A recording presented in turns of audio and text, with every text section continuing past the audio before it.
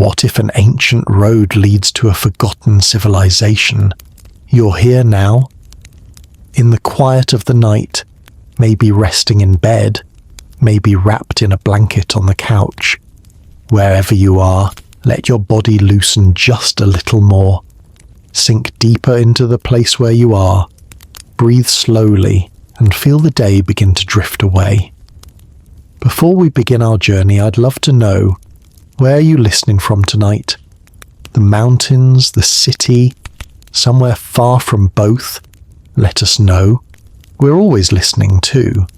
Now, close your eyes if you can, and imagine yourself standing in a place where the air feels different, not colder or warmer, just heavier, as if it carries the weight of many years.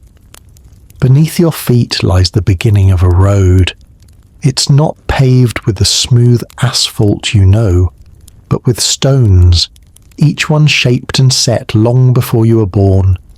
The surface is uneven, polished here and there by the passage of countless feet, wheels, and hooves. It stretches away from you straight at first, then bending gently, disappearing into a mist that swallows the horizon. The world around you is hushed. You can hear the faint scrape of leaves sliding over stone, moved by a lazy wind. Somewhere far off, water murmurs, a stream winding its way through the earth. The smell is damp, rich with moss and old rain. You notice how the light here is strange, as if the sun and clouds have agreed to dim the day just for this place. Shadows cling to the road's edges like shy ghosts. You take a step forward and the sound it makes is quiet but deep, a hollow echo inside the stone, almost as if the road itself remembers you. Your hand brushes a low wall beside the path. It's rough, weathered, and cool to the touch. Bits of lichen cling stubbornly to its surface.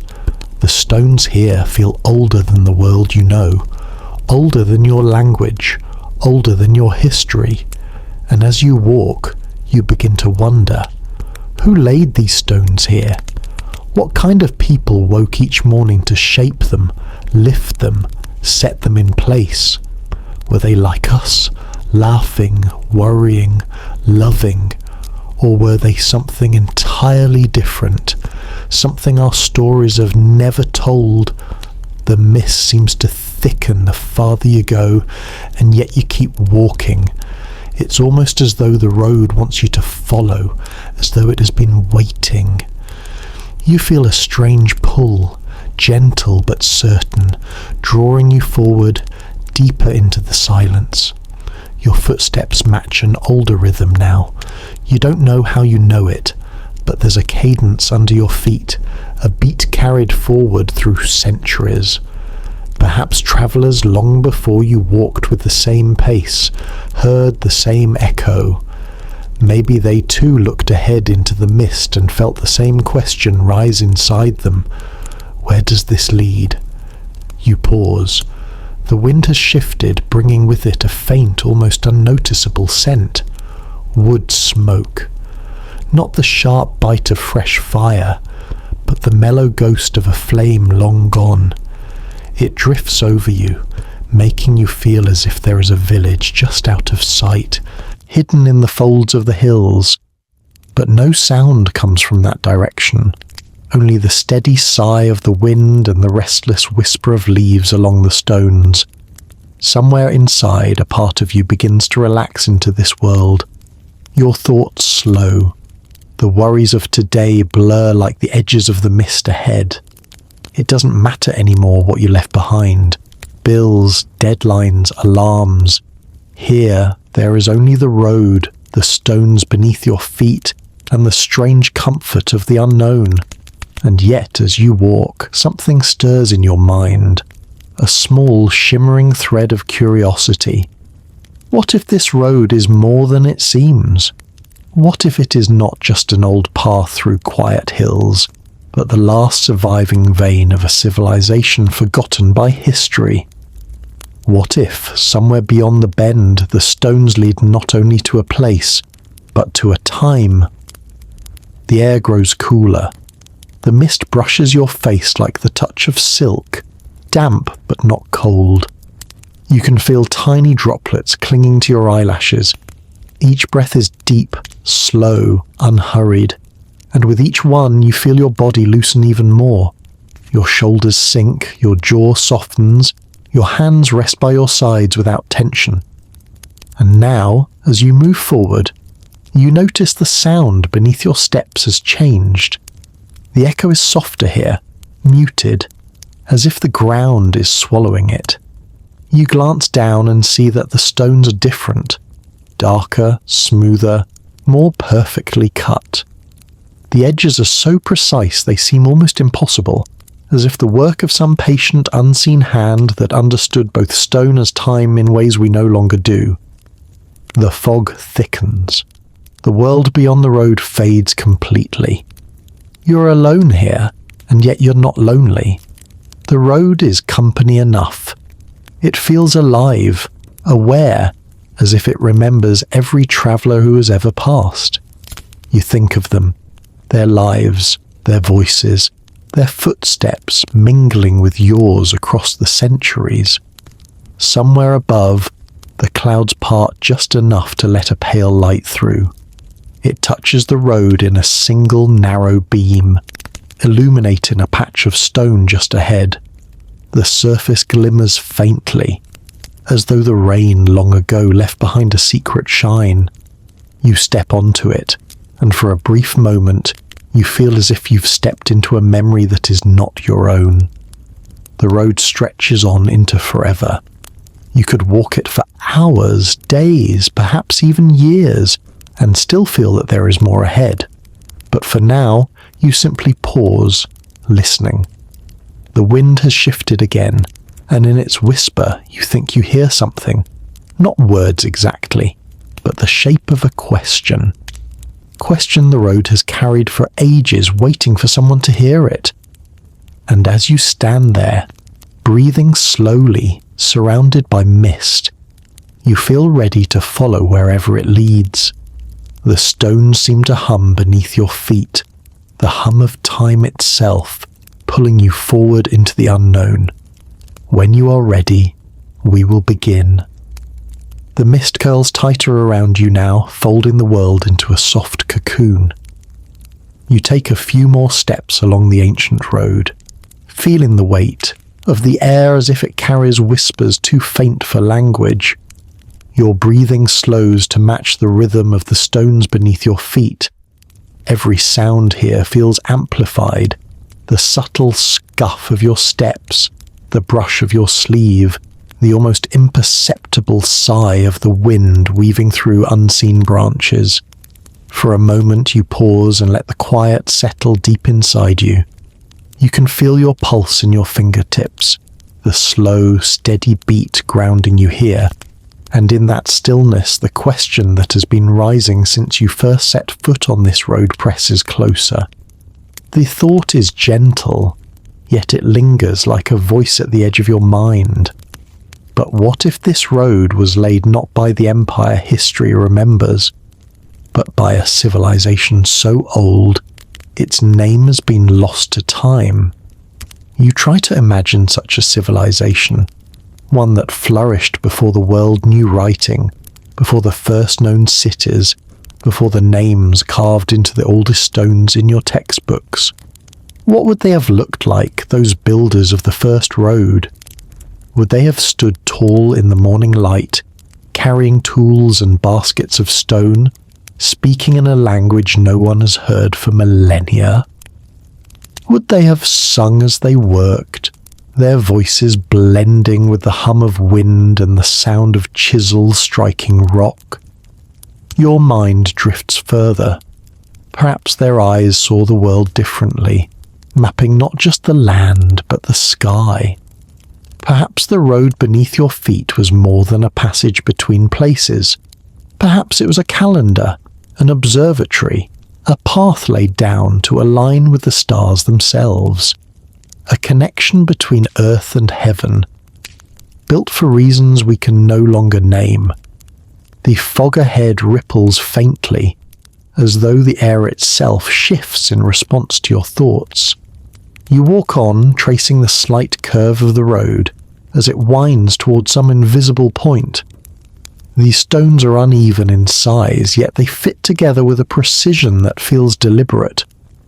Here and there you notice faint grooves in the surface, not cracks from time, but marks that seem carved, as though someone once etched patterns or symbols into the rock. The designs are too worn to make out now, but they hint at a language of shapes, a silent script lost to the centuries. The air grows cooler still. A faint breeze brushes your face, carrying with it a deep, earthy scent. Not just soil, but something older, like the scent of rain falling on stone that has not seen the light for ages. You find yourself wondering if the road has always been exposed like this, or if it once lay buried beneath layers of earth and vegetation, hidden from the eyes of the living until some accident of time revealed it again. Somewhere in the distance, you think you hear water again, a low murmuring rush, as though a river runs parallel to the path. You can't see it through the fog, but the sound seems to echo faintly, carried on the wind. The presence of water makes you think about the road's purpose. Roads rarely exist for no reason. They connect. They carry. They link one heartbeat of civilization to another. And if this road is as old as you imagine, what was it meant to join? You imagine caravans long ago laden with goods that no longer exist, fabrics woven in colours that have faded from the world, foods whose taste we can no longer recall, offerings for rituals whose meaning we've forgotten. Perhaps travellers once told stories as they walked here, their voices rising above the crunch of feet on stone, their words weaving myths that carried from village to village along the way. And yet, you cannot shake the thought that perhaps no villages remain at the road's end. Perhaps the road once led to a place now erased, a city swallowed by jungle or sand, or perhaps by the slow, unstoppable rise of the sea. A city whose name has been erased from memory so completely that even its echoes are gone. All that remains is this, a road, stretching out before you like a single surviving thread of a tapestry long since burned away. You slow your steps and place your hand against one of the stones lining the path. It is cold, almost too cold for the warmth of the day around you. Your fingertips trace its surface and find no mortar, no binding, only stone meeting stone, fitted with such perfection that not even a blade of grass has worked its way between them. You feel a shiver, though you're not cold. It is the shiver of recognition, the quiet knowledge that this is not the work of chance or careless hands. Whoever built this, they understood something we do not. The road rises slightly now, as though leading you up the spine of a hill. The fog thins here, and through it you catch the faint outline of distant shapes, perhaps the tops of trees, perhaps the faint suggestion of ruins half hidden by vines.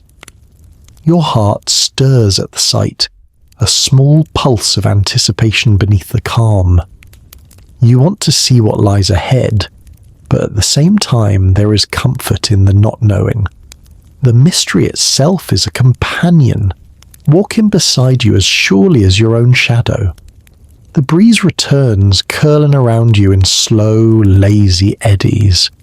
It carries with it another sound now, a low, rhythmic thud, so faint you almost think it is your heartbeat.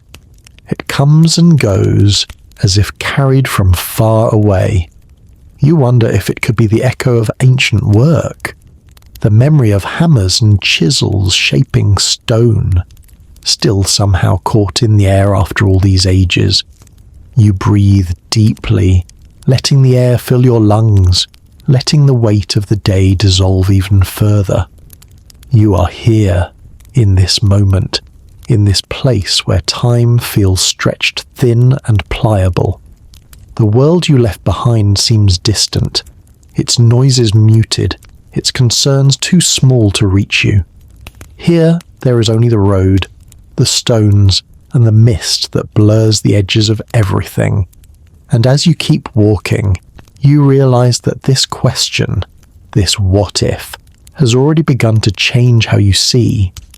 No matter what the historians say, no matter what textbooks declare, the road feels older than their words allow.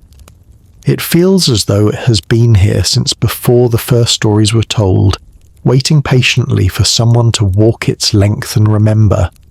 Somewhere inside, you know you will follow it to the very end.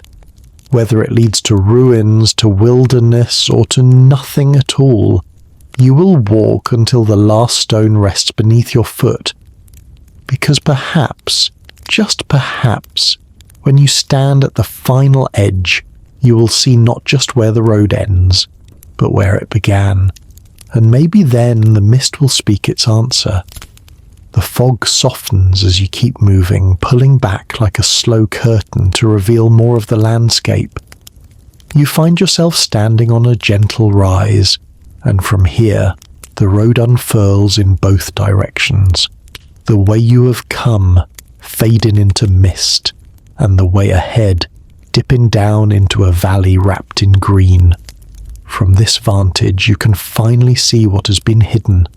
Rolling hills blanketed in dense forest, their crowns swaying in the wind like the breath of the earth itself.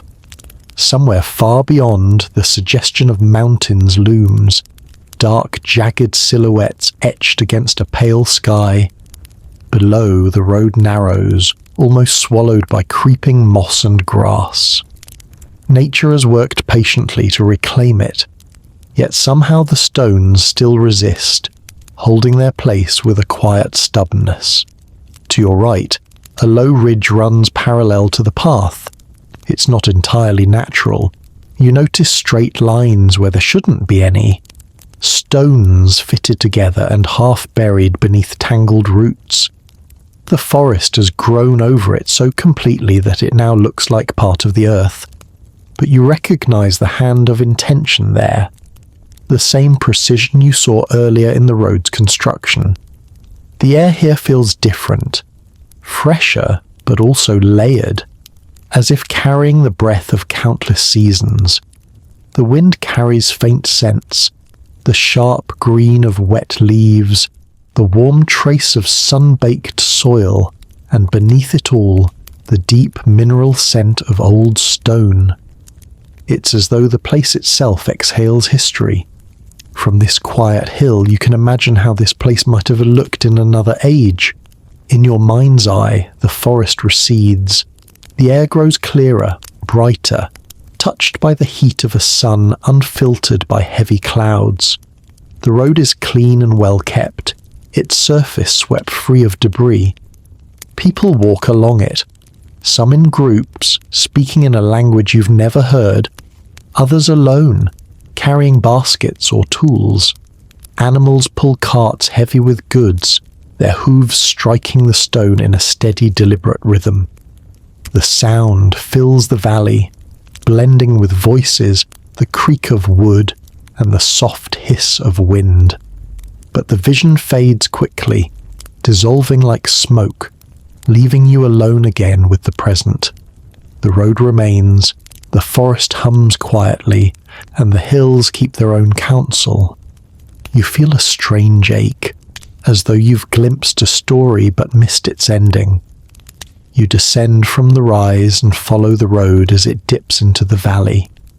The canopy thickens, shadows pooling on the ground, in dappled patterns. Here the stones are more irregular, some shifted out of alignment by the roots of trees that have grown over centuries. Ferns press in close, their fronds brushing your legs as you pass. Somewhere overhead, a bird calls, its voice sharp and short, echoing once before being swallowed by the green. As you walk, you begin to understand the scale of this place. The road is not simply a path through a quiet forest. It is a ribbon of connection laid across a vast landscape. It moves with the land, rising and falling, curving when it must, straightening when it can. It feels almost like a living thing, adapting to its surroundings, yet holding true to a deeper, invisible plan. You imagine the builders of this road standing here centuries ago, surveying the valley, deciding exactly where the stone should lie. Did they know they were building something that would last beyond their children, beyond their children's children, beyond even the memory of their own names? Or was it just the way things were done, to build not for a season, but for an age? The forest opens briefly to reveal a stream, its waters clear and restless as they tumble over rocks. The road crosses it via a bridge so old that moss grows thick on its surface. The stones here are larger, heavier, and you can see faint tool marks on their sides. Parallel lines, shallow grooves that speak of the hands and tools that shaped them. You run your fingers across the marks and feel the ridges beneath your touch. They have survived rain, frost, sun, and storms, and still they endure.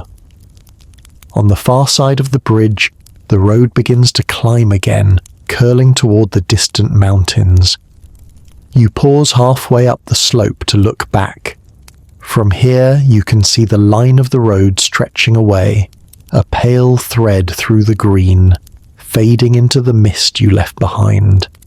There is something deeply comforting in that view, as though the road itself promises that no matter how far you wander, it will always lead somewhere. You start up the slope again, your steps steady, unhurried. The forest thins, replaced by open grassland dotted with clusters of stone. At first you think they are boulders, but as you draw closer, you see that they are not random. They form rough shapes, rectangles, circles, low walls half collapsed, the remains of structures. The stones are weathered, their edges softened by time, but they still hold the suggestion of doorways, of spaces where people might once have gathered. You stand among them, trying to imagine the voices that once filled these places. Perhaps travellers stopped here to rest before continuing on their way. Perhaps it was a small settlement, thriving in the shadow of the greater road. Now it is silent, claimed by the grass and wind. Beyond the ruins, the road widens slightly, as though preparing for something. The stones are more even here, the surface smoother, as if maintained for longer. You begin to sense the approach of something significant, though you cannot yet see it.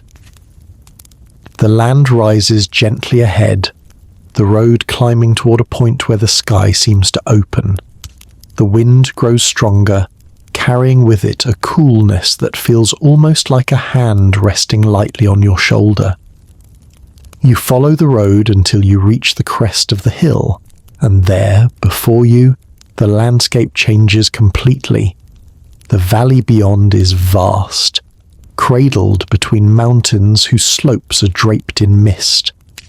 The road descends into it, straight and unwavering, vanishing into the distance.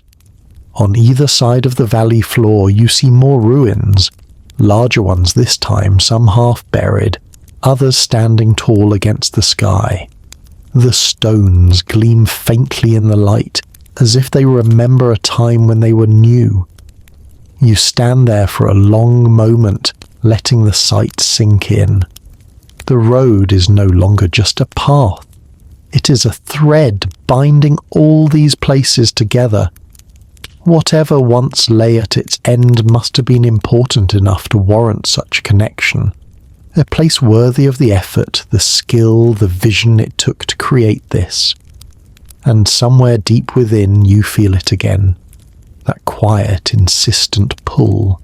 The sense that the road is not just leading you forward in space, but backward in time, towards something that waits patiently for you to find it. The wind shifts once more, and the sound it carries now is strange. Faint, yes, but unmistakable. The low, steady beat of something that could be drums far away. It fades almost as soon as you notice it, leaving you wondering if it was real or simply the echo of your own heartbeat in this place where time feels thinner. You take one more breath of the mountain air, letting it fill your lungs, and step forward. The descent into the valley begins. The stones beneath your feet are firm, guiding you onward, and you know you will follow them wherever they lead. The valley floor rises slowly to meet you as you descend, the road's gentle slope guiding your steps like a careful hand leading you deeper into its story. Here, the mist has thinned to a fine haze, enough to let you see the contours of the land, but still soft enough to blur the edges. The ruins on either side grow clearer now, revealing themselves as walls, pillars, and platforms built from massive stones. Some fitted so precisely you could slide a feather between them, others rougher, suggesting repairs or additions made long after the originals were set. It's here, at this turning point in the journey, that the voice of the present moment begins to merge with the voice of history, the official history, the one passed down through books, lectures, and plaques at the edges of tourist paths. According to the records, this road was built by the Empire of the Sun, a kingdom that flourished nearly 1,000 years ago. It was said to be part of a network that connected their high mountain capital to the fertile lowlands and the distant coast. Traders, soldiers, and messengers all walked here, carrying grain, textiles, gold, and news between the provinces. The Empire of the Sun was known for its mastery of stonework. Even in ruins, their roads and buildings show the precision of their engineers. They built terraces into mountainsides, channeled rivers into intricate irrigation systems, and carved monuments that aligned with the solstices. Their cities were laid out according to celestial patterns, reflecting their belief that the heavens and the earth were bound together by an invisible order. The road you're walking now, the official story says, was constructed during the reign of King Amaru, a ruler celebrated for expanding the empire's borders and strengthening its infrastructure. Under his direction, teams of labourers worked for decades, hauling and shaping stones to pave the way through mountains and valleys alike. Each segment was carefully placed to withstand floods, landslides, and the weight of centuries. According to scholars, the road's purpose was purely practical: to link distant territories, move armies swiftly, and ensure the steady flow of resources to the capital. Inscriptions found on boundary stones mark distances and proclaim the authority of the king.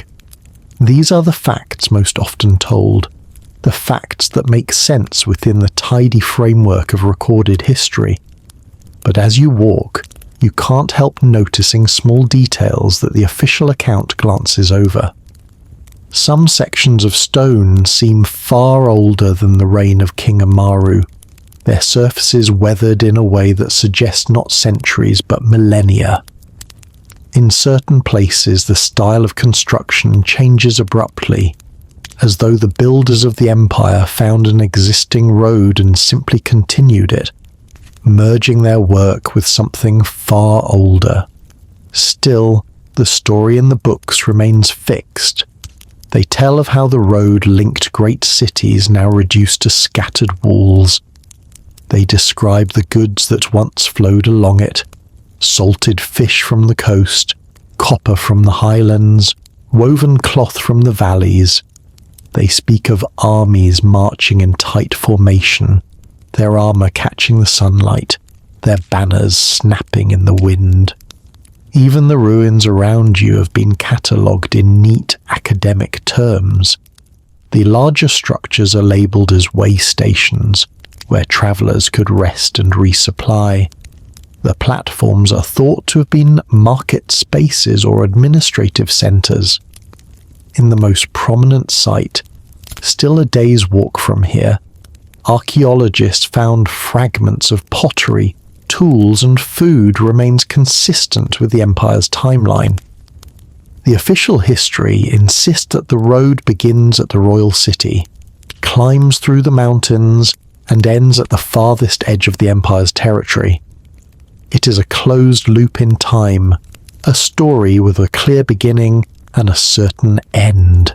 Yet, you can't shake the feeling that it doesn't end there. Standing in the valley, surrounded by stones that have seen more than 1,000 years pass, you realize the official version is tidy for a reason. Tidy stories are easier to preserve, easier to teach, easier to believe.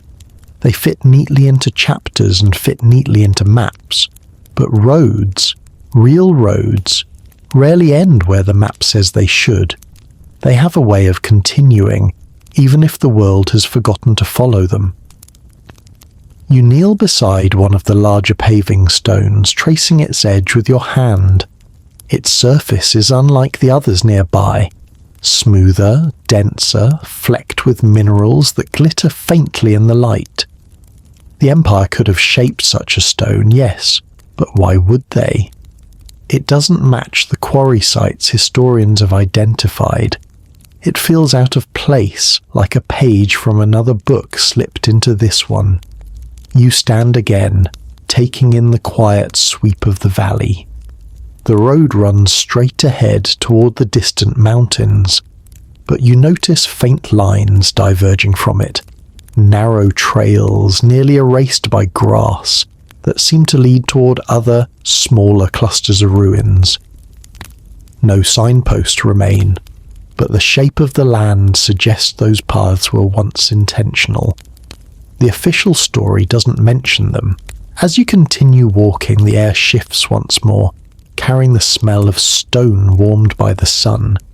You think of the countless travellers who once walked here, their lives part of the great machine of the Empire. Some would have been merchants, measuring their journey in goods and coin. Others might have been messengers, carrying sealed letters from the capital to a far-off outpost. And some, perhaps, would have been like you, moving not because they had to, but because they wanted to see what lay beyond the next horizon. The road passes through another cluster of ruins, larger than the ones before. A series of terraces climbs the slope to your left, their retaining walls still intact.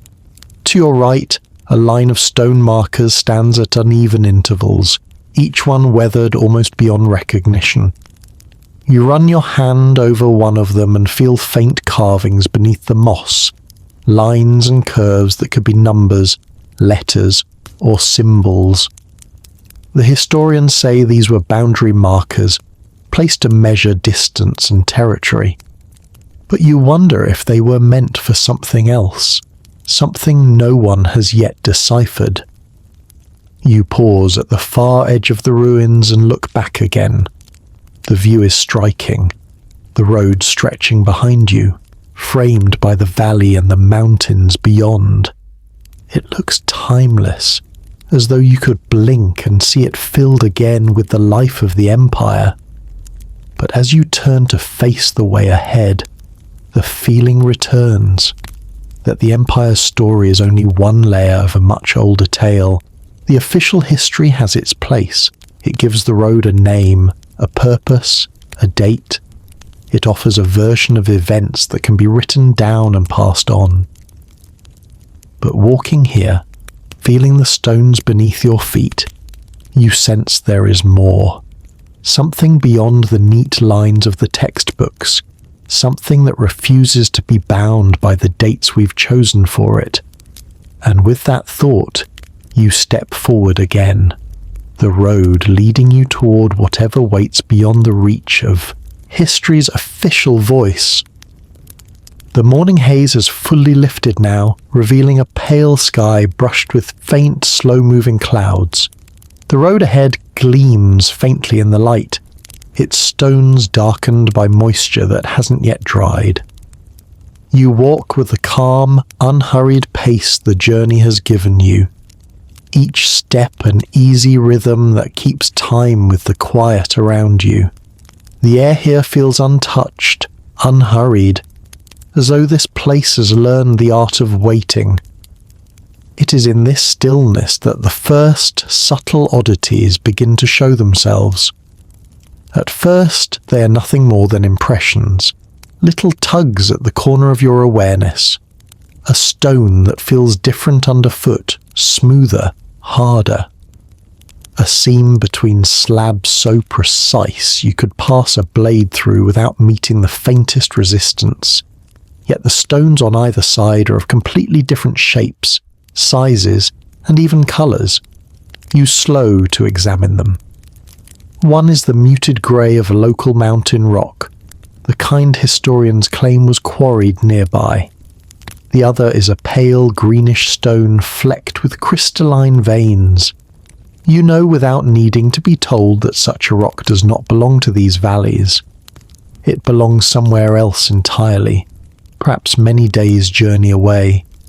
Yet here it lies, joined perfectly with its neighbour, as though they had always been one. Farther along, the road curves to follow the bend of a low hill, and here the workmanship changes again. The paving stones in this stretch are larger, some so massive you cannot imagine how they were moved. Their edges are rounded, worn by ages of wind and rain, and their surfaces bear shallow indentations that look almost like fingerprints left in soft clay. They cannot be fingerprints, you know. And yet the thought lingers. There are places where the road sinks slightly, the stones tilting as though they are slipping back into the earth. But rather than breaking apart, they seem to have shifted together, as if whatever holds them in place is stronger than the soil itself. In one such hollow, you notice something that stops you mid-step. A carving, faint but unmistakable. It's not the stylized sunburst emblem of the Empire, the kind you've already passed many times, but something else entirely. A spiral, looping inward, then outward again, its curves precise, deliberate, unbroken. You crouch to look closer. The spiral is old, so old that its edges have softened into the stone, making it difficult to tell where tool marks end and erosion begins. It's unlike any of the known symbols from the Empire's history. Your fingers follow its path, tracing that continuous line inward and back out again, and for a moment the world feels oddly still, as though holding its breath. When you rise, the forest has thickened again on both sides, the trees leaning in as if to watch your progress. Sunlight filters through in narrow beams, casting patterns across the path. Your eyes are drawn again and again to details the official accounts would likely call insignificant, but which refuse to let you dismiss them. A stone wall half hidden by vines built from blocks of two entirely different styles. A drainage channel running beside the road, carved from a single piece of rock, not assembled, but hollowed out in one continuous form. Something that would require tools far beyond what is said to have existed here 1,000 years ago. And then, further ahead, a section of the road where the surface changes completely. Instead of fitted slabs, the path is formed from a single, seamless sheet of stone, stretching unbroken for many meters. There are no joints, no mortar, no sign of individual blocks. It looks as though it was poured into place, then hardened over time. But stone is not poured, at least not with the knowledge we're supposed to have had. The official story has no mention of this place. No inscriptions here, No signs of the king's decree, no boundary markers with neatly chiseled numbers, only this strange, continuous floor of stone, gleaming faintly in the filtered light. You walk slowly across it, the sound of your steps echoing differently here, lower, deeper, almost as if something hollow lies beneath. It is then you notice the faint hum. It's not a sound exactly, more like the absence of silence in a very specific pitch. You pause, listening. It doesn't change when you move. It doesn't grow louder or softer. It simply exists here, embedded in the air like a memory of vibration. You close your eyes and stand very still, and for a moment you imagine the hum rising from the stone itself, a voice too low for human hearing that has been speaking for centuries. You open your eyes again and keep walking. Ahead, the road narrows between two jagged outcrops of rock. The space between them is tight, almost like a gateway, and you have to turn slightly sideways to pass through. The stones here are entirely different once again, darker, denser, and set in a way that makes the road seem almost like the inside of a channel, funneling you forward. As soon as you emerge from the gap, the landscape opens wide. Before you lies a long, straight stretch of road that disappears into the distance. Along its edges stand tall stones, each one tilted slightly inward, like sentinels watching over the path. They are not evenly spaced, and some lean more than others, but each bears marks, faint lines and patterns, unlike any you've seen before. You approach one of the stones and study it closely. The carvings are faint, nearly lost to time, but you can still make out intersecting lines and circles. They look less like decoration and more like diagrams, maps, perhaps, or records of something long forgotten. The circles are not perfect, yet they hold a kind of balance that feels intentional. The longer you study them, the more you feel the same pull you've sensed since stepping onto this road, the sense that all of this belongs to a story much older than the one you've been told, that perhaps the Empire of the Sun did not build this road from nothing, but instead inherited it, extended it, and then claimed its origin as their own. You turn back toward the path, glancing once more at the sentinel stones. They stand in silence, their faces turned toward a horizon you cannot yet see. Beyond them, the road continues, unwavering, as if daring you to follow it all the way to the truth it holds. You begin to walk again, and with every step the sense of anomaly grows. You've crossed a boundary here, not marked by a gate or a sign, but by the subtle change in the world itself. The road is still the road, yet it is something else now too. It carries not just the memory of those who walked it, but a presence, something that feels like it has been waiting far longer than 1,000 years. The thought stays with you, quiet but persistent. Perhaps the real mystery is not how the road was built, but how it has managed to survive, and what else might still be hidden along its path. The sky has shifted now, the blue deepening as clouds gather slowly over the mountains ahead. The light is softer, more diffuse, casting the road in a muted glow that makes the surface gleam in places and vanish into shadow in others. You walk without hurry, letting each step carry you further into this stretch where the familiar rules of history seem to fade, and where the strange details you've noticed so far begin to knit themselves into something larger, something harder to explain away. It begins with the stones themselves. In this part of the road, they are enormous, each one as long as your outstretched arms, and so wide you could lie down on them with space to spare.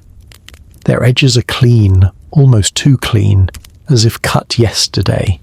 yet the surfaces are softened by age, weathered by countless years of rain and wind. Some have faint rippling patterns on them, not carvings exactly, but natural waves frozen in the stone, as though they were shaped by heat or pressure far beyond ordinary tools.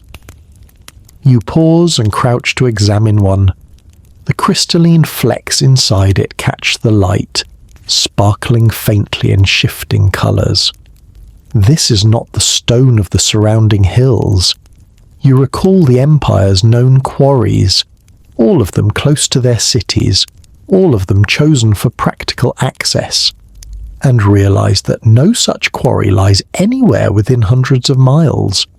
Moving even one of these stones here would require an effort beyond what official history admits.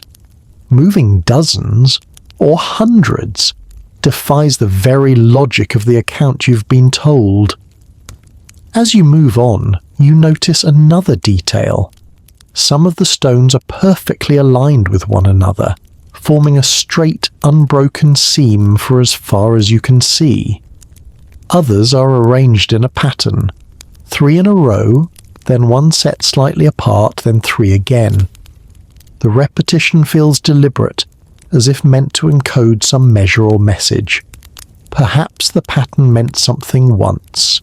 A distance marker, a calendar, a way of telling a story in stone.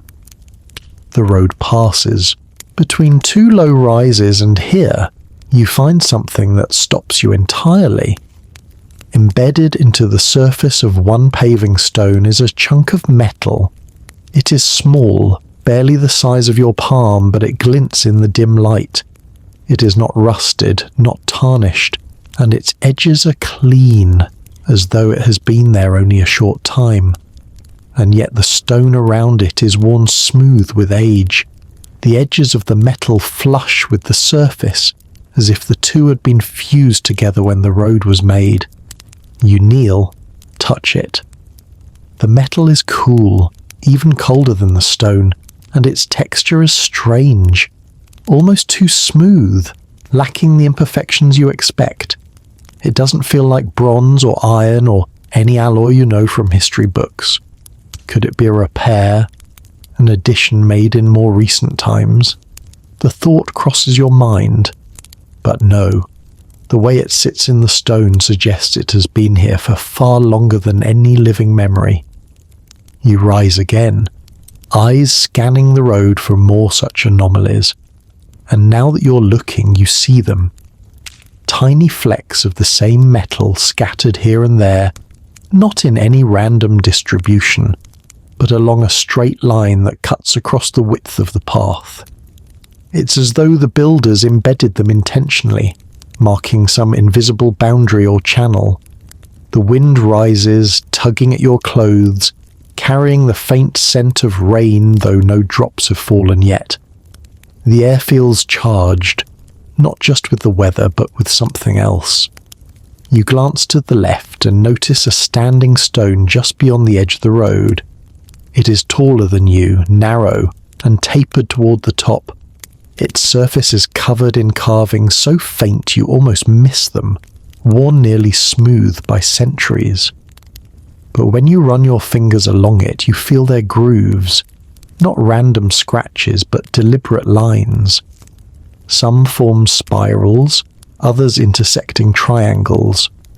You can't place their meaning, yet they feel oddly familiar, as though you've seen them somewhere before, in an old book, a museum, or perhaps in a dream.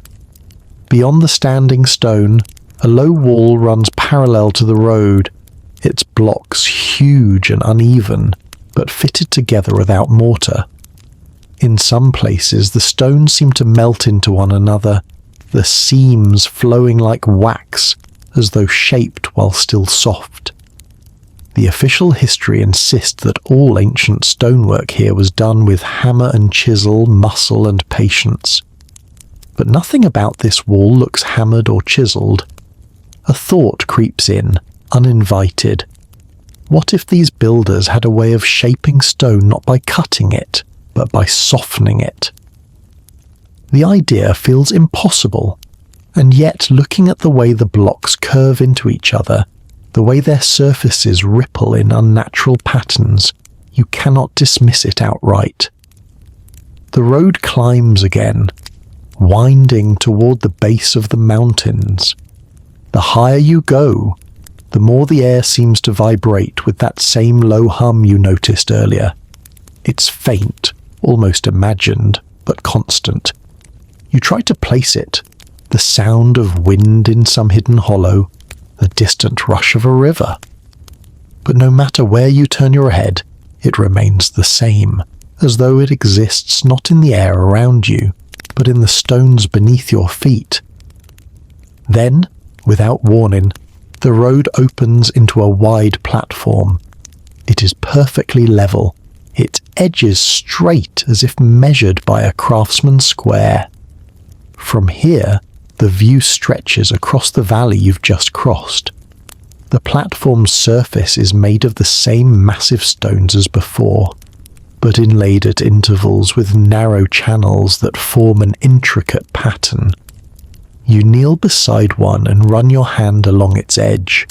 The channel is too shallow to be a drain, too deliberate to be a crack. It might have been meant for water or light. You step back, seeing the larger design from above. The channels weave together into a shape that is difficult to recognize from here on the ground. But something in you suspects that from the air, if you could see it all at once, it might reveal an image. Perhaps a constellation. Perhaps something else entirely. In the center of the platform stands a single block of stone, waist high, with a flat top. The surface is polished so finely it reflects the sky above in a faint, ghostly way. Around its base, smaller stones are set in a ring, each one bearing marks too faint to read. It feels like a place of meeting, or a place of watching. You linger there, tracing your fingers across the smooth surface, trying to imagine who might have stood in this very spot hundreds or thousands of years ago. Did they watch the same mountains? Did they feel the same wind? Were they waiting for something to appear on the horizon? Or were they marking the passage of something across the sky? The road continues on the far side of the platform, vanishing into the shadows at the mountain's base. You know you will follow it, because whatever built this, whatever shaped these impossible stones, did not do so by accident. The wind rises again, carrying with it a faint roll of thunder from somewhere far beyond the peaks. The first drops of rain begin to fall cool against your skin, each one darkening the stone where it lands. The scent of wet earth swells, rich and grounding. You take one last look at the platform, committing its shapes and patterns to memory, and then step forward once more. Whatever waits ahead will not be ordinary. The rain deepens as you move forward, falling in slow, slanted sheets that shimmer in the dimming light. The road darkens beneath your feet, the stones slick and glistening, each drop drawing out the colours hidden in their grain. Deep greys, streaks of gold, flecks of green. The mist that clings to the mountain slopes thickens again, curling low over the ground as though the earth itself exhales. It is in this softened world that the voices begin to arrive, not in the air beside you, but in memory, in the half-remembered words of others who have walked this path before. You first hear them in the tone of a story told by an old man in a mountain village far behind you. You recall his lined face, his eyes half shut against the brightness of the day, as he sat in the doorway of his home, speaking in a low, unhurried voice. He had told you, "This road, it is older than the mountains. It was here when the sky was closer and the rivers ran in different places. My grandfather told me his grandfather walked it when he was young, and the stones were already old then. He had smiled faintly, as though amused at the limits of the official history. They will tell you it was the Empire who built it. Maybe they did, but the first stones, the deep ones, the ones buried so far down no spade will ever touch them, those were laid by the builders of the first dawn. That's what we call them. We don't know their names. We only know the stories. The stories had poured from him slowly, each one shaped by generations of retelling. He spoke of a time when the road shone in the sunlight, not with water or moss, but with a strange light of its own, as if the stones had been alive. Travellers walked it not just to reach another town, but to find a city so magnificent it was said to be built entirely of white stone, its walls gleaming like the moon. In its centre, he said, there was a great tower from which one could see the edge of the world. He had leaned forward then, his voice dropping to a whisper. And some say, at night, when the moon was right, the road itself would sing, not in words, but in a sound that filled your chest, as if it remembered where it came from. The rain patters steadily on your hood now, the sound mingling with the remembered timbre of his voice. You think of the way his hands had moved as he spoke, tracing lines in the air as though mapping something invisible. You hadn't thought much of it then, but now, as you follow the curving path, you wonder if he'd been drawing the road itself. Another voice joins his in memory, a woman you met at a small market where the road passed through a cluster of houses. She'd been selling woven blankets dyed in deep reds and blues, and when she learned you were walking the old road, she had shaken her head slowly. "Be careful," she had said, not unkindly. "There are places where the road forgets where it is. People have stepped onto it in the morning and found themselves somewhere else entirely by the evening. And when they try to go back, the place they came from is gone, as if it had never been." She'd told you her own grandmother once walked the road to bring wool to a distant village. When she returned, the village was empty, the houses there, the gardens overgrown, but no trace of the people. It was as if they had never been born, she'd whispered. But the road still remembered their footsteps. The rhythm of your own steps now seems louder in the rain, almost as if the road is listening. You glance down and watch the water running between the stones, tracing thin silver threads that wind and merge and vanish into cracks too narrow for your fingers. It is easy to imagine those threads as words, as a language written in water that only the stones can read. As you climb higher along the mountain's edge, the rain begins to thin, breaking into a fine mist. The clouds shift, and through them you catch sight of the valley below, green as dark in the fading light. Somewhere in the distance a lone hawk circles, its cry sharp and fleeting. The road here narrows again, its surface cracked in places, the edges dropping steeply to one side. It is here you remember another fragment of legend, one spoken by a young guide you met long ago. He had been eager, his voice quick with the thrill of a story too strange to keep quiet. The road was built to lead people to the gate of the forgotten, he had said, eyes bright. It's not a real gate, not with wood and hinges. It's a place where the air feels heavy, where you can stand still and hear the voices of everyone who's ever walked there. They say if you listen long enough, you might hear your own voice from a life you've already lived. You had laughed then, but gently, because the way he spoke carried no trace of jest. Now, as you walk through the thinning rain, the idea does not seem so impossible. The path levels briefly, leading you into a clearing where the stones are larger and smoother, their surfaces clean of moss despite the damp. In the centre of the clearing stands another of those tall sentinel stones, but this one is different. Its surface is carved deeply, the grooves forming a pattern that spirals outward from a single point near its base.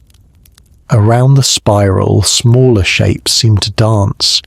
Curved lines, intersecting arcs, symbols that make you think of moons and waves. For a long moment you stand there with the rain dripping softly from the branches above, feeling the pull of the design. It is not just decoration. It is something meant to be understood, even if the meaning has slipped beyond reach. You think of the old man's words, builders of the first dawn, and wondered if this was their language.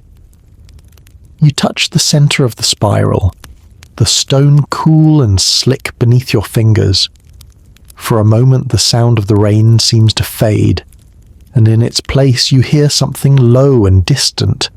Not quite the hum you noticed earlier, but a tone, long and slow, like the note of some ancient instrument. It vibrates faintly in your chest, and then, as suddenly as it came, it is gone. The wind stirs, rustling the wet leaves overhead, and you realize the light is fading faster now. Evening is close, and the air has that deepening quiet that comes before night fully takes hold. You turn from the spiral stone and continue on, the story still circling in your mind like the lines of its design. The road feels different here, not just in its stones, but in the way it seems to carry you forward, as though it has grown impatient for you to reach whatever lies ahead. You follow its pull, the legends and voices settling into you like seeds waiting for the right moment to grow. And somewhere beyond the curve of the path, in the soft shadows of the mountain, you feel certain that the road is about to show you something that will change the story entirely. The path stretches out before you again, winding gently through the quiet slopes beneath the deepening sky. The stories you carry with you seem to mingle with the very air, settling into your thoughts like soft shadows. As you walk, the road's mystery feels larger somehow, not just something tied to this mountain, this valley, or even this ancient empire, but part of a much wider tapestry, woven through time and across continents. It is impossible not to think of the other ancient roads that have captured the imagination of explorers and dreamers around the world. Roads built with such precision and purpose that they seem to defy the limits of their time. Roads like the fabled Inca Gyapak Nyan, stretching thousands of miles through the rugged Andes, connecting distant cities with a network of bridges and stairways that cling to cliffs and cross glaciers. Or the ancient causeways of the Maya, disappearing beneath jungle canopy in Central America, linking cities that once thrummed with life. These roads, like the one beneath your feet, speak of civilizations with grand visions, not just of conquest or trade, but of connection. Connection between people, between lands, between the earth and the stars. You think of the great Roman roads, those vast arteries of empire built across Europe, North Africa, and the Middle East. Their engineering is celebrated for its precision, their stones laid to last millennia. Yet even these roads seem modest compared to what you've seen here. The sheer scale of some stones, the strange materials, the impossible alignments, all of it hints at something else, something more profound than mere imperial ambition. In places like Britain, mysterious tracks like the Ridgeway wind through hills and valleys, said to be the oldest roads in Europe. Their purpose is lost, their origins wrapped in layers of myth and history. Some believe they were sacred paths, used in ceremonies that reach beyond the physical into realms of spirit and memory. And then there are the strange roads of Arabia, like the ancient tracks across the desert sands known as the incense route. which carried spices and resin between kingdoms. But alongside these documented routes, there are legends of lost ways, paths that lead not just across the land but through time itself, said to connect sacred sites scattered like stars across the map. As your steps fall softly on the stones, you realize that this road too may be part of such a network, a hidden web that once linked civilizations long before our written records began. The alignment of some stones here with the rising and setting suns suggests a knowledge of astronomy shared across vast distances. The presence of materials not native to this region hints at ancient trade or communication beyond what historians accept. You imagine for a moment that this road was not built in isolation. Perhaps its builders were in contact with others, far away and unknown to us now, exchanging ideas, tools, and even stories. Maybe they belonged to a wider tradition of road building, one that combined practical needs with spiritual and cosmic meaning. This thought opens a door to other wonders: the massive stone circles of Europe, the pyramids of Egypt and Mesoamerica, the megalithic temples of Malta. Across the world, these monuments share certain puzzling features: precise alignments with celestial events, the use of enormous stones transported over vast distances, and construction techniques that seem to exceed the capabilities attributed to their creators. Could it be that these places, these structures, and this road you walk are all echoes of a lost knowledge? A knowledge that once connected the world in ways we're only beginning to understand. You pause and look around, the landscape settling into twilight. The silhouettes of distant peaks blend with the darkening sky, and the first stars begin to prick the velvet curtain above. The road stretches onward, a pale thread winding into the coming night. Your thoughts drift to the idea of cycles, how civilizations rise and fall, how knowledge is lost and rediscovered. Perhaps this road was laid down not once, but many times, rebuilt and repaired by hands that never knew the full story of what came before. Maybe it carries layers of history, like the sediment of a riverbed, each stone a memory of a forgotten time, and maybe, just maybe, the stories told around fires in distant lands, about roads built by gods or giants, hold more truth than we have dared to admit. You step forward again, the steady sound of your footsteps mingling with the rustle of leaves and the distant call of a night bird. The world feels vast and full of mystery, but also quiet, inviting.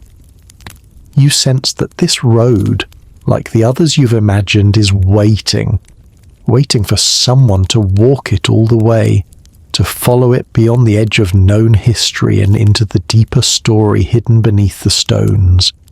The mist begins to gather again, rising from the earth like a slow breath that wraps around your legs, soft and cool, drawing you forward into the unknown. The night is deepening, but instead of fear, you feel a calm curiosity, a readiness to see where the road will lead you next. And as you walk beneath the stars, a thought returns once more. What if these ancient roads are not just paths through the land, but threads connecting the stories of humanity itself? What if the footsteps you follow belong to ancestors who knew more than we do now, who left their marks for those patient enough to find them? The road disappears into shadow ahead, and with it, the sense of time begins to stretch, past and present folding together in the quiet night. The stars wheel slowly overhead, their steady glow casting a gentle light over the ancient road beneath your feet. You walk on, feeling the cool night air brush against your skin, carrying with it the quiet hum of the earth's long memory. In this suspended moment, The question that has whispered to you since you first stepped onto this path returns, more urgent now. Who built this road and why? The mainstream view, held by most historians and archaeologists, offers a clear answer. The road was created by the Empire of the Sun, a powerful civilization known for its skill in engineering and administration. According to this narrative, the road served practical purposes, enabling trade, moving armies, linking far-flung cities, and consolidating the empire's control over a vast territory. The empire's architects, they say, were skilled but limited by the technology of their time. They quarried stone with bronze tools, moved massive blocks using ramps, rollers, and sheer manpower, and laid the road according to their understanding of the land and their needs. This explanation is comfortable and tidy. It fits neatly within established timelines and agrees with the majority of discovered artifacts and inscriptions. It's the version taught in schools, repeated in textbooks, and reinforced by official archaeological reports. Yet as you walk, the details you've seen whisper of something more complicated. The extraordinary precision of some stones, the presence of materials from distant regions, the impossible size of certain blocks. These details strain against the limits of what the Empire is believed to have achieved. Could the official story have overlooked or even deliberately ignored older layers beneath the surface? Might the road you're following have been built over, expanded upon, and claimed by later civilizations, each adding their own chapter to a story that began long before? This is where alternative theories step in, weaving a richer tapestry that challenges the accepted timeline. Some suggest the road was originally constructed by a lost civilization, one that flourished in a prehistoric age before written history, then vanished after a great cataclysm wiped their cities from the earth. Proponents of this idea point to the road's unusual engineering, arguing that only a culture with advanced knowledge, perhaps even technologies now forgotten, could have achieved such feats. Others speculate about the possibility of contact with civilizations beyond what we traditionally consider. They look at the presence of exotic materials and patterns resembling those found in faraway lands, proposing that ancient peoples may have crossed oceans and deserts, exchanging ideas and tools. Could this road be evidence of a prehistoric global network, linking cultures we have only begun to discover? Then there are the more extraordinary claims, ones that venture beyond earthly explanation. Some theorists propose that the road's construction was aided by beings not of this world. The precision, the materials, the apparent use of methods far beyond human capability, they argue, might be evidence of extraterrestrial intervention. Though controversial and dismissed by most scholars, these ideas continue to captivate the imagination of many, fueled by the strange anomalies you've already witnessed. Another line of thought centers on the possibility that the builders possessed lost technologies, methods of working stone, moving massive weights, or even shaping materials in ways that have been forgotten or suppressed. Legends from around the world speak of builders of light or masters of stone who could command forces we can only dream of today. Could this road be a remnant of their knowledge, a whisper of a time when humanity's grasp of the natural world was far deeper than it is now? While none of these theories can be proven definitively, their persistence suggests that the official story leaves gaps filled by mysteries that refuse to be neatly categorized or explained away.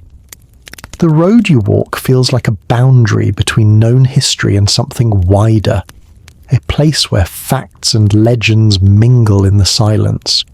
You pause beneath a towering stone arch, its surface carved with patterns reminiscent of the ones you saw earlier on the sentinel stones.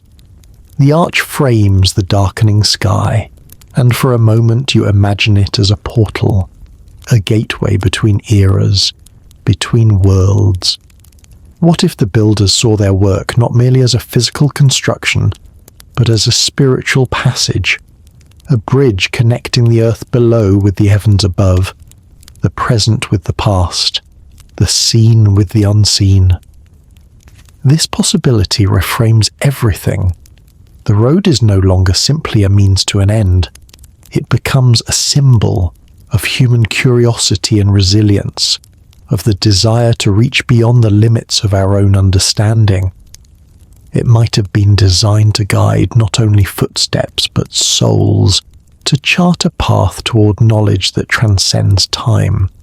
The wind shifts, carrying a chill that stirs the leaves overhead. You breathe deeply, feeling the coolness fill your lungs and clear your thoughts. Walking forward, you remind yourself that all these theories, whether conventional or radical, share a common thread. They reveal humanity's deep, restless urge to explore, to connect, and to remember. You can almost hear the voices of those who built this road, whether from the empire's time or ages before. Their hopes, their dreams, their fears, all etched into the stones, waiting for those patient enough to listen. As you continue, the road narrows again, winding toward a ridge where the first stars have begun to glitter in the twilight. The path is worn, the edges softened by centuries, but it holds steady beneath your feet. You feel the weight of the ages here, a bridge between worlds, a silent witness to the countless footsteps that have passed this way. And as you walk, you carry with you the possibility that the story of this road and the civilizations that shaped it is not fixed, not closed, but still unfolding. The night air feels heavier here, as if the very stones beneath your feet hold secrets reluctant to be spoken aloud. You walk slowly, each step stirring echoes that seem to drift just beyond hearing. It's easy to imagine that the road itself watches, guarding knowledge that only a few have ever dared to seek. And this brings you to a thought that has shadowed explorers and scholars for generations. What if some truths about this ancient road and the civilization behind it have been hidden, suppressed, or forgotten on purpose? Throughout history, every time someone has uncovered evidence that challenges the accepted story, forces have often worked quietly to keep that evidence from reaching the light. Museums close exhibits without explanation. Archaeological finds disappear into storage, never to be catalogued. Scholars who question the dominant narratives face skepticism, dismissal, or worse. The official version remains firmly in place, while mysteries like this road are left adrift in the shadows. You imagine the debates behind closed doors, meetings where inconvenient facts are debated, where powerful institutions decide which discoveries deserve attention and which should be shelved. The road you walk on is a symbol of that struggle. It carries the weight not only of stones but of stories that might disrupt everything we think we know about history. In some cases, this suppression has been driven by politics or nationalism. Ancient roads like this one connect places and peoples, but sometimes those connections challenge modern borders or national identities.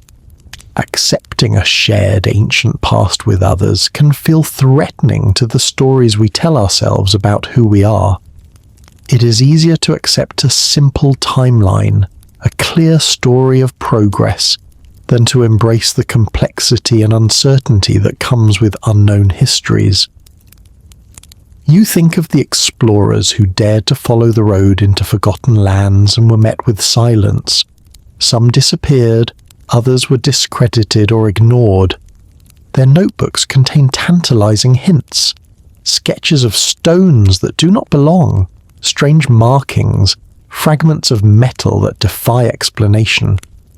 Yet their work remains buried in archives few have access to, and few people hear their stories. One such explorer from the early 1900s journeyed deep into these mountains and claimed to have found ruins far older than the empire that supposedly built this road. He described towering structures carved from a single stone block, perfectly aligned with celestial bodies, and told of symbols that matched those found on other continents, thousands of miles away. Before he could share his findings widely, he vanished without a trace. You can almost feel the weight of his unanswered questions as you continue forward. The road narrows, flanked by ancient walls that seem to whisper beneath the night sky.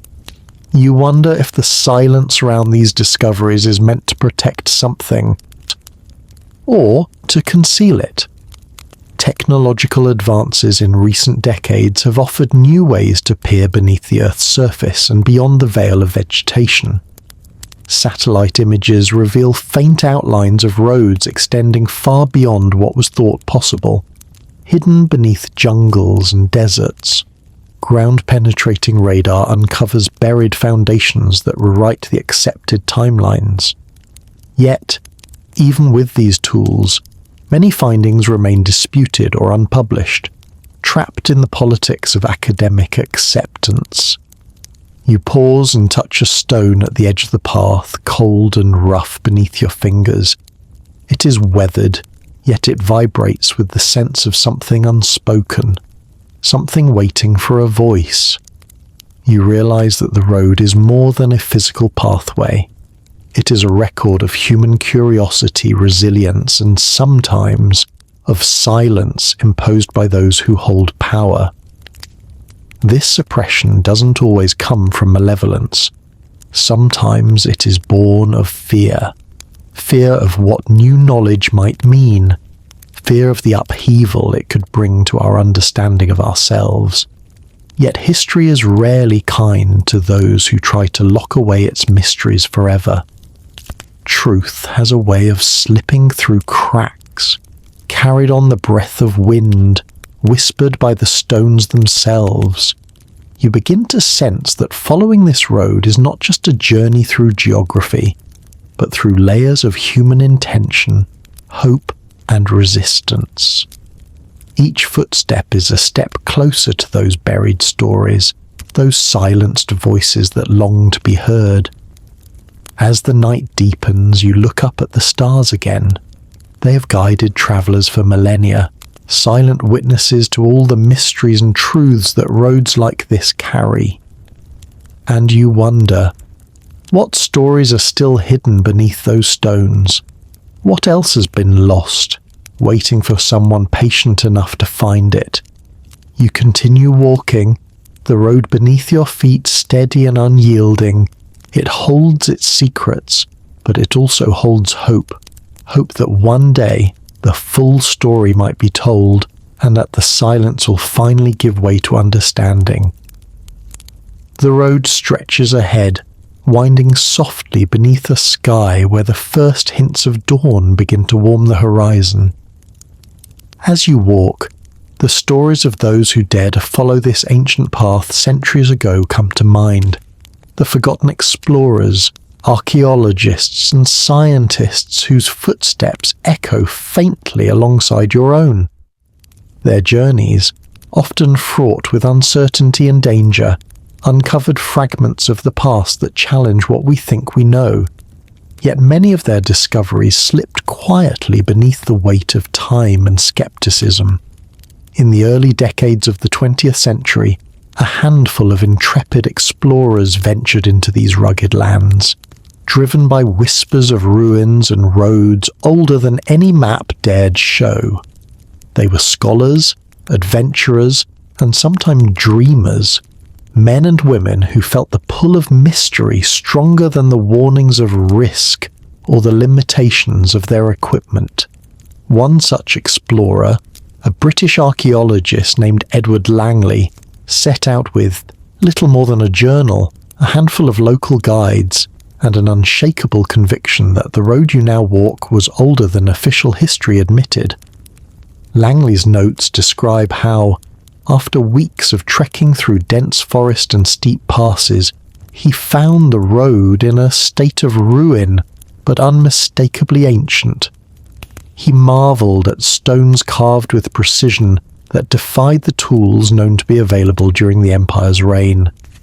His sketches include drawings of intricate spiral motifs etched deep into the rock, similar to the ones you touched not long ago. Langley wrote of a discovery that would shake the foundations of archaeology, a series of underground chambers beneath the road, lined with stone blocks bearing unfamiliar symbols. These chambers, he believed, were part of a forgotten network, a hidden city or sanctuary lost to time and overgrowth. But just as he prepared to publish his findings, a sudden illness forced him to abandon the expedition. His journals, later found among his belongings, were dismissed as the ramblings of a man worn thin by the jungle and isolation. Another story comes from Maria Solis, a local scientist who, decades later, used early photographic techniques and aerial surveys to map the extent of the road and its adjoining ruins. Her photographs revealed patterns invisible from the ground, alignments with celestial bodies, lines stretching beyond visible ruins into the wilderness, and anomalies suggesting structures beneath the soil. Maria faced fierce opposition. Funding for her projects was cut, and her work was relegated to dusty archives, rarely cited in mainstream research. Yet those photographs remain, silent evidence of a world still waiting to be fully uncovered. There was also Tomas Herrera, a cartographer who in the 1970s followed rumours of a lost settlement at the road's farthest reaches. His expedition uncovered stone artifacts with inscriptions unlike any known language. Herrera's writings hint at connections to cultures far beyond this region, suggesting a web of ancient contact and exchange. But when he tried to share his findings, government authorities halted his research, citing national security and the protection of cultural heritage. His maps and notes vanished from public record. These forgotten expeditions share a common thread. Brave souls drawn into the web of the road's mystery, finding fragments of truth that unsettled the established order. Their work is scattered, incomplete, and often overshadowed by silence. Yet it forms the foundation of the deeper questions you now carry with you. As you continue walking, you imagine the courage it took to venture into unknown lands with limited tools, no certainty of support, and the constant threat of failure or erasure. Their discoveries were glimpses of the larger story, pieces of a puzzle that refuses to fit neatly into the official narrative. The road beneath your feet feels alive with their memory. Every uneven stone, every faint carving seems to hold a trace of their footsteps, the careful measurements, the whispered speculations, the moments of wonder and doubt. You pause beside a crumbling wall and run your hand over a stone that feels particularly smooth, as if polished by countless touches. You think of those explorers tracing similar stones, feeling the same pull to understand what lies beyond what the eye can see. The sun rises higher now, casting golden light across the valley and igniting the colours of the forest.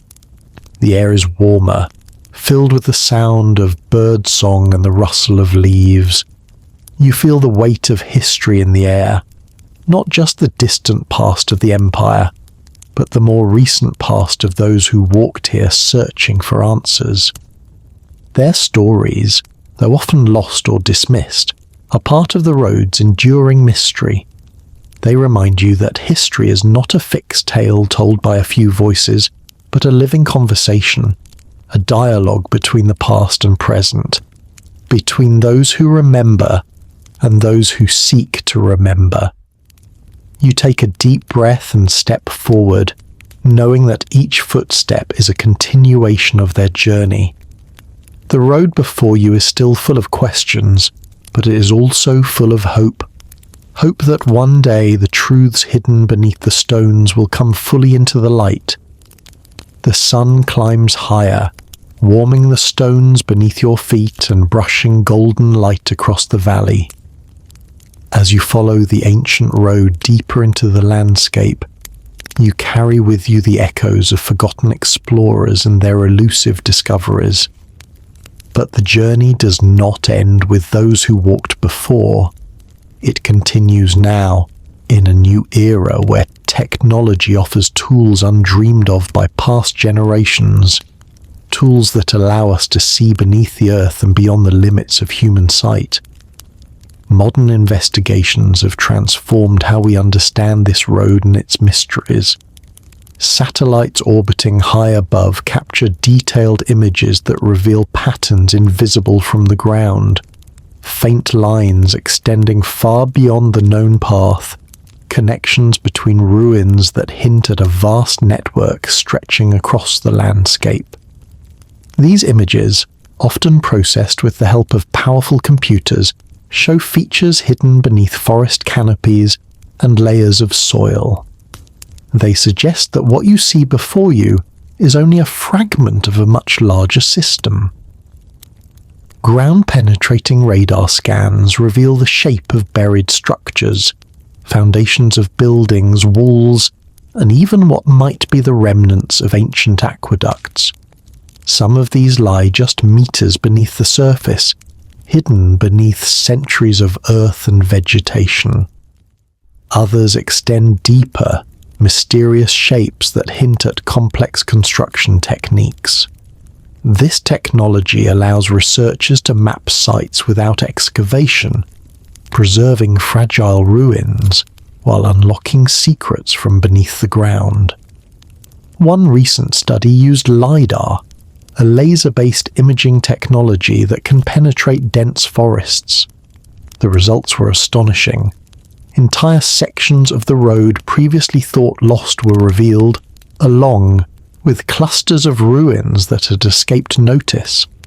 The LiDAR data showed patterns in the landscape that echoed the spirals and circles carved into the stones you encountered earlier, as if the natural terrain had been shaped to reflect the same symbolic language. These discoveries have breathed new life into the study of the road, offering evidence that challenges old assumptions. For example, the scale of some newly uncovered ruins suggests settlements far larger and more complex than historians believed possible for this region at the supposed time of the Empire. Some of the construction methods revealed by radar imaging seem advanced, involving foundations laid with precision and drainage systems that indicate sophisticated engineering. Yet alongside these exciting finds, there remains a degree of uncertainty and debate. Not all experts agree on interpretations, and many of the newly discovered sites have yet to be thoroughly studied or excavated. Some fear that political pressures or funding limitations will slow or halt research before all the pieces of the puzzle can be found. Despite these challenges, a quiet revolution is underway. Researchers are increasingly collaborating across disciplines, combining archaeology, geology, astronomy, and even linguistics to build a more nuanced understanding of the road and the people who built it. For example, some have begun to analyze the road's alignment with celestial bodies, proposing that its path might mark significant astronomical events such as solstices or equinoxes, reinforcing the idea that the road was more than a mere transportation route. At the same time, recent discoveries of artifacts containing unexpected materials and craftsmanship suggest long-distance contact or exchange. Traces of metals not native to the area, unusual pottery styles, and tools that don't fit the known technological timeline all hint at a wider, interconnected world. These findings invite us to rethink assumptions about ancient civilizations' reach and relationships. You walk slowly now, letting the weight of these new possibilities settle. Each stone beneath your foot feels heavier with meaning, as though carrying not only the physical burden of travelers, but the intangible weight of knowledge gained and lost. You think of the researchers working late into the night, poring over satellite data, piecing together fragments of a story still incomplete. Their patience and persistence echo that of the road's original builders, both groups driven by the same deep desire to understand. The hum you felt earlier returns softly, barely noticeable but steady, like a heartbeat beneath the surface. It feels different here, less like a vibration in the stones and more like a pulse of discovery, the rhythm of uncovering hidden truths. As the afternoon light fades, you reach a site recently revealed by these technologies, a large clearing with the foundations of an enormous structure, its outline perfectly rectangular and surprisingly intact. The stonework here is unlike anything you've seen before, blocks fitted with such precision that no mortar seems necessary, some bearing faint carvings that hint at ceremonial use.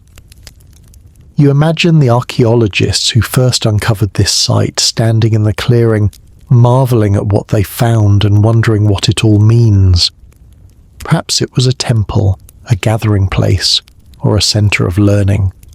Perhaps it was a seat of power now swallowed by the earth and time.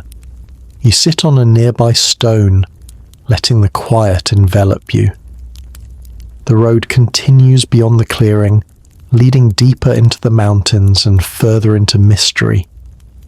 You realize that this journey is far from over. Each new discovery adds questions as much as answers, weaving a story that is as layered and complex as the stones beneath your feet. As night falls again, the stars emerge, silent guides shining down on the road, the ruins, and the explorers both past and present. The technology that now reveals hidden truths is remarkable, but it is the human curiosity, the willingness to follow the road into the unknown, that truly lights the way. And as you rise to continue your walk, the road hums softly beneath you, its story still unfolding with every step. As the night settles around you once more, the stars above twinkle quietly, their light a gentle reminder of the vastness that stretches beyond your sight. The road beneath your feet feels alive, a thread weaving through time itself, connecting moments and memories scattered across millennia. Together we stand here, caught between past and present, wondering, what if we are not the first to walk this path, but merely the latest chapter in a story that has been unfolding since the dawn of human memory? What if this road, with its ancient stones and mysterious carvings, is more than a route through space? What if it is a passage through time, a bridge between civilizations lost and those still to come? Perhaps it holds the echoes of those who came before, whose names are forgotten, but whose footsteps remain etched deep into the earth. Their stories, whispered by the stones, beckon us to listen, to remember, and to question what we think we know about ourselves.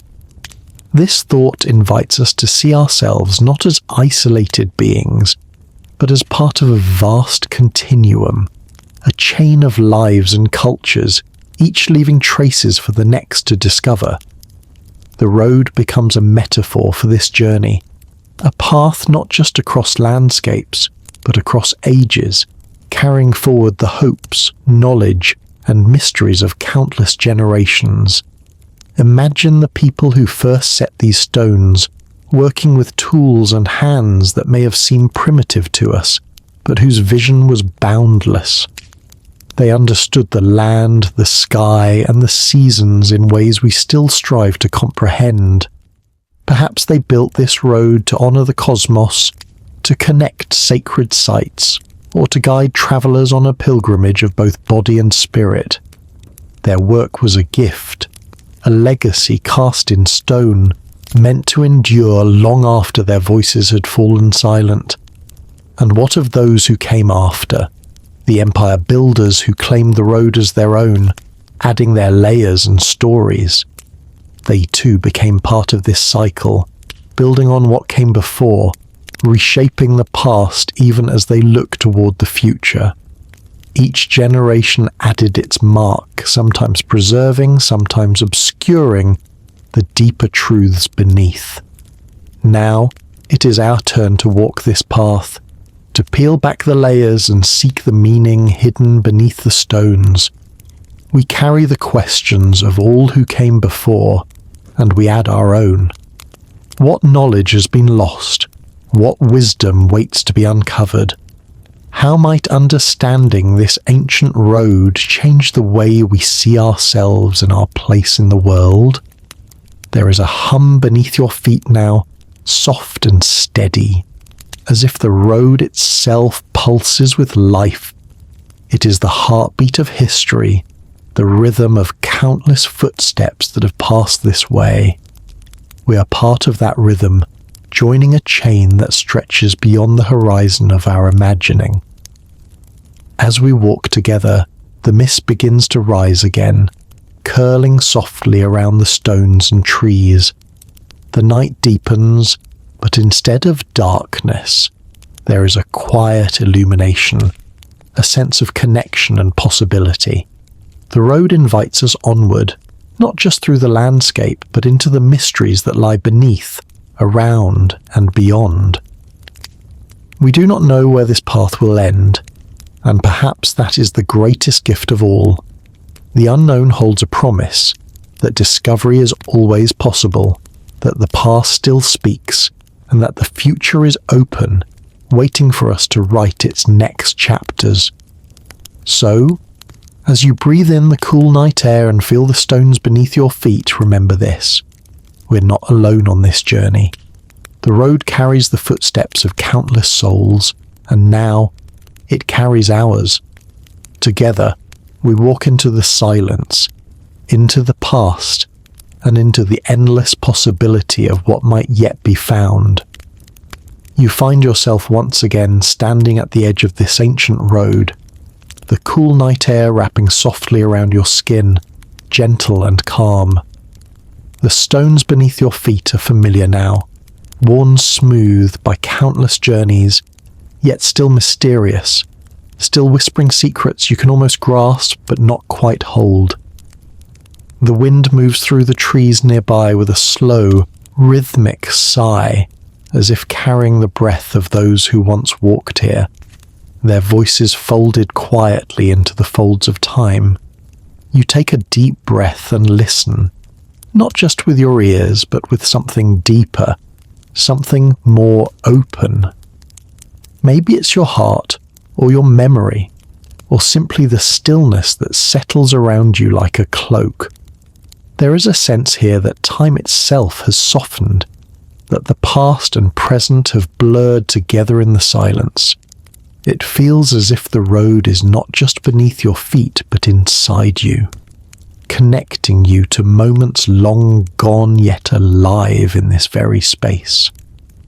Around you, the world holds its breath. The rustle of leaves is a gentle lullaby, the distant call of a night bird a quiet chorus. Your footsteps are soft, deliberate, careful not to disturb the fragile balance of shadow and light. You feel the weight of history pressing gently on your shoulders, not as a burden, but as a gift, a reminder of the endless threads that tie you to those who came before. Imagine standing here centuries ago, perhaps millennia, the air filled with different sounds, different scents, Maybe the road was bustling then, alive with travellers, merchants, pilgrims and soldiers. Their stories intertwined with yours now, carried invisibly on the breeze. Their hopes, fears and dreams are etched into the very stones, waiting for someone patient enough to listen. You might close your eyes and let your imagination drift. Picture the faint glow of torches flickering in the distance, the murmur of voices raised in song or prayer.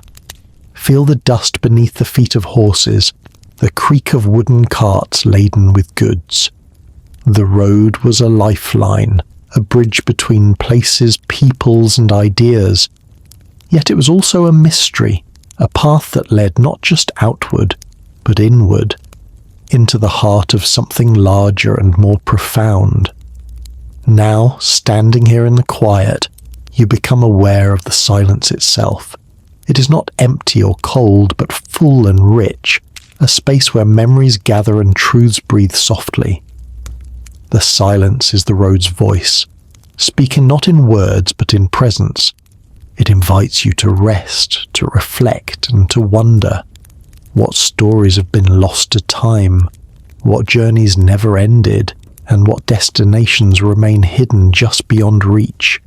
You feel the pull of those questions, not as burdens but as companions on your path.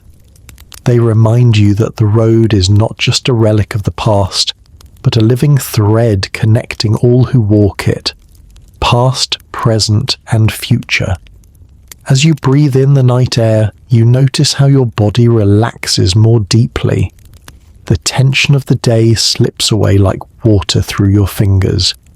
Your heartbeat slows, matching the gentle rhythm of the world around you. There is a calmness here, a quiet peace that seems to seep from the stones themselves. You're part of this moment, part of the endless unfolding of the road story. And though the path ahead is unknown, you feel ready to continue, not just on this road, but on the journey of discovery itself. Take another deep breath. Feel the wind as it brushes softly against your face. Hear the whisper of the trees and the quiet song of the night.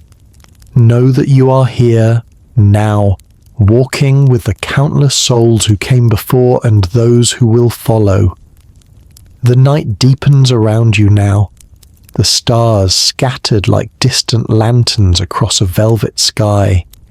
The road beneath your feet seems to breathe softly, a living thread woven through the ages, carrying whispers of the past and the quiet pulse of the present. You pause and let the stillness wash over you, the gentle hum of the earth beneath, the rustle of leaves stirred by a cool breeze, the faint scent of damp stone and ancient soil. In this moment, the road is no longer just a path laid by unknown hands. It becomes a mirror, reflecting not only the footsteps of those who came before, but the journey within yourself. Each stone, each curve, each whisper of wind invites you to look deeper, to listen more closely, and to wonder at the endless stories held in silence.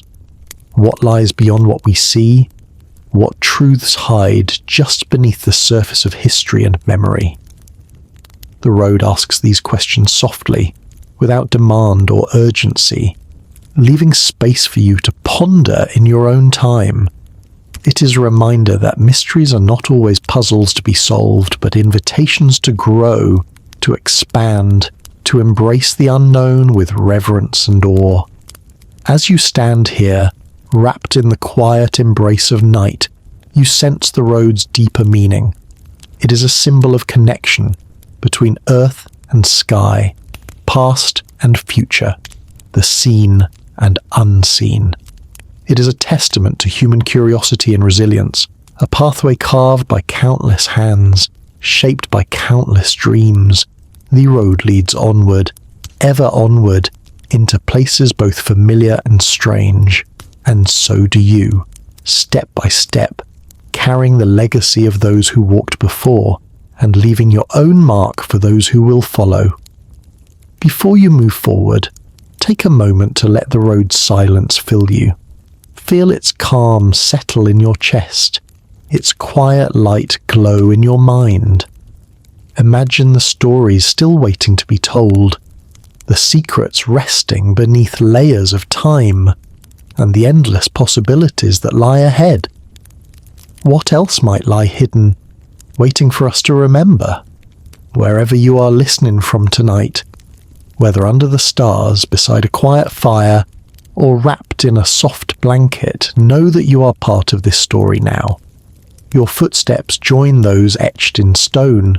Your breath mingles with the wind that has carried these stones for ages. Let us know where you're listening from tonight. We're always listening too. And as always, may the silence guide you through the past. The road lies quiet beneath the soft glow of dawn, its stones cool and steady as the first light spills over the horizon. As you walk slowly, you begin to notice the familiar yet profound elements that have guided this journey: the stone, the shadow, and the silence. These are not just parts of the landscape, but symbolic threads woven through the story of this ancient path, carrying meaning beyond what words can hold. The stone beneath your feet is the most tangible, solid, enduring, and unyielding. Each slab tells a story carved by time itself, shaped by hands now long gone, yet still resonating with their presence. Stone holds memory. It is the keeper of histories, a witness to footsteps that echo through centuries. The precision with which the stones fit together, the weathered carvings and the subtle shifts in texture all speak of a craftsmanship both practical and sacred. But stone is also a paradox. It is at once permanent and fragile, enduring storms and erosion yet vulnerable to human touch and the slow wear of time. This road reminds us that what seems eternal is always changing, shaped by the past but alive in the present. Every stone you pass connects you to the countless others who have touched it, walked over it, sought answers along its length. Then there is the shadow, the quiet presence that clings to the edges of the road, the forests, the ruins. Shadows speak of the unseen, the hidden stories and mysteries that slip between the cracks of history. They are reminders that light alone does not tell the whole story. In shadow there is depth, texture, and complexity. You have felt the shadows here, the way the mist curls around the stones, the way the forest leans close in silence, the way the fading light blurs the edges of reality. Shadows carry the unknown, the forgotten, and the waiting. They invite curiosity and respect, urging you to look beyond what is obvious and listen to what is quietly concealed. Finally, the silence, the soft, enveloping quiet that has settled over this journey. It is not emptiness but fullness, a space where reflection and wonder can take root. Silence here is a language of its own, one spoken in the absence of noise, in the pauses between footsteps, in the breath held before discovery.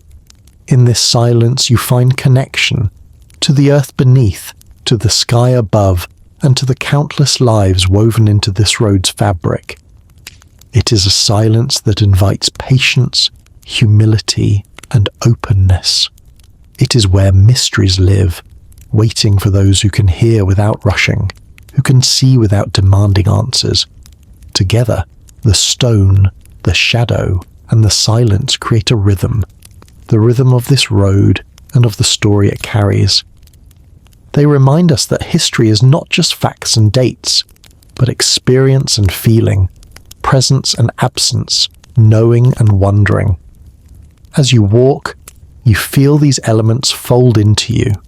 The stone grounds you, the shadow invites you deeper, and the silence holds you in its calm embrace. This is the heartbeat of the road, its essence beyond time and place. You pause once more to look around, the morning light softening the world. The road stretches onward, inviting, mysterious, alive. And in this quiet moment, you realize that this journey is as much about what lies within you as what lies ahead. The morning light softens the landscape around you, casting a gentle glow over the ancient stones that stretch endlessly ahead. As you walk, the road beneath your feet feels more than just a path. It becomes a mirror, reflecting not only the land but the passage of time itself. Each step you take is echoed by those who came before, their lives, hopes, and stories intertwined with yours in this shared journey through history. This road is a living thread weaving together countless moments, countless people, and countless eras.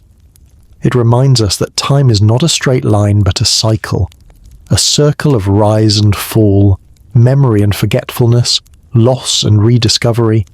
Civilizations build, flourish, and fade.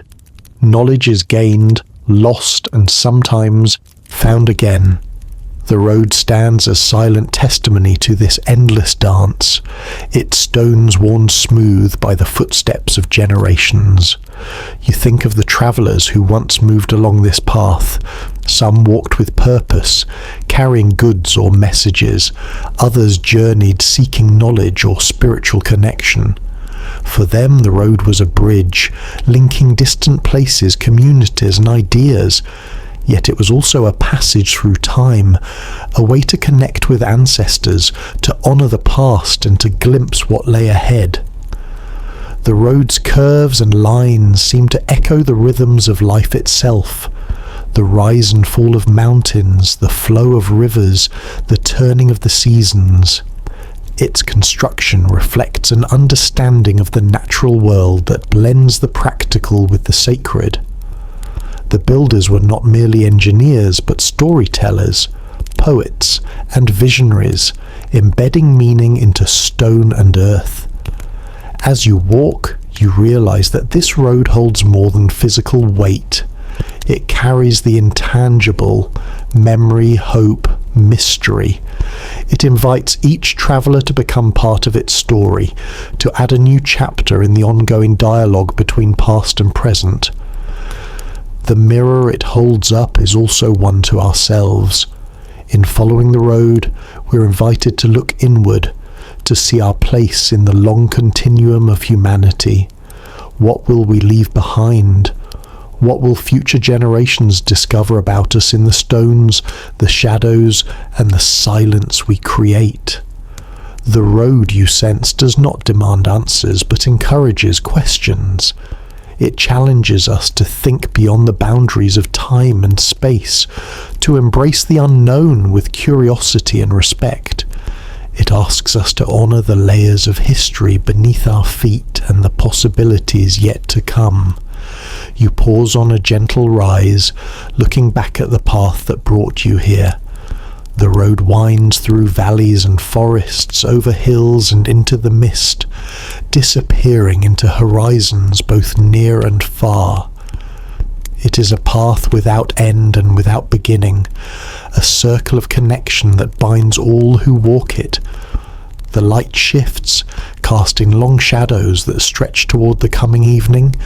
You feel a deep sense of gratitude for the journey, for the stones beneath your feet, the stories whispered by the wind, and the quiet companionship of this ancient path. And as you step forward once more, you carry with you a renewed understanding that this road, like life itself, is a mirror, reflecting the endless cycles of time and the shared humanity that binds us all. The mist drifts gently around you now, weaving through the trees and curling over the stones like a quiet breath from another time. The world has softened into a dreamscape, edges blurred, colours muted, and sounds hushed into a gentle lullaby. The ancient road stretches before you, fading slowly into the mist, inviting you to follow as far as you wish, or to simply stand and listen. You feel the coolness of the stones beneath your feet, solid and real despite the shifting fog. Each step you take echoes softly, a quiet rhythm that blends seamlessly with the whisper of leaves and the distant murmur of unseen waters. The road is both familiar and mysterious, a thread that ties together the past, present, and future in a single, endless moment. As you breathe in the cool air, the mist wraps around you like a soft shawl, comforting and serene. The world around you feels vast yet intimate, as if time itself has slowed to share a secret. Somewhere beyond the veil of fog, ancient voices whisper, stories of builders, travellers, and dreamers who once walked this path. Their footsteps mingle with yours, a chorus of countless journeys woven through the ages. You close your eyes and let the silence deepen, feeling the gentle weight of history and possibility resting on your shoulders. The road is no longer just a place, but a feeling, a presence that holds you safe, invites reflection, and opens the heart to wonder. In this quiet space, you realize that the journey is not about reaching a destination, but about embracing the path itself, with all its mysteries, echoes, and quiet wisdom. The road reminds us that some questions are meant to linger, that some stories unfold slowly, and that the greatest discoveries often come in moments of stillness. As the mist begins to thin and the first light of dawn brushes the horizon, you take one last look down the road, a shimmering thread disappearing into the unknown. You carry with you the sense of connection, curiosity, and calm that this journey has stirred. And as you open your eyes, returning to the world around you, you carry a quiet invitation to keep wondering, keep exploring, and keep listening to the stories the earth holds beneath its stones. If this journey spoke to you, if the road's mystery stirred something inside, please let us know where you're listening from tonight. We'd love to hear your thoughts, your stories, and your questions. Your voice is part of this ongoing journey. If you enjoyed this story, please like, share, and comment, so others can join us on the path. Together, we walk not only through ancient lands, but through the endless corridors of time and memory. And as always, may the silence guide you through the past.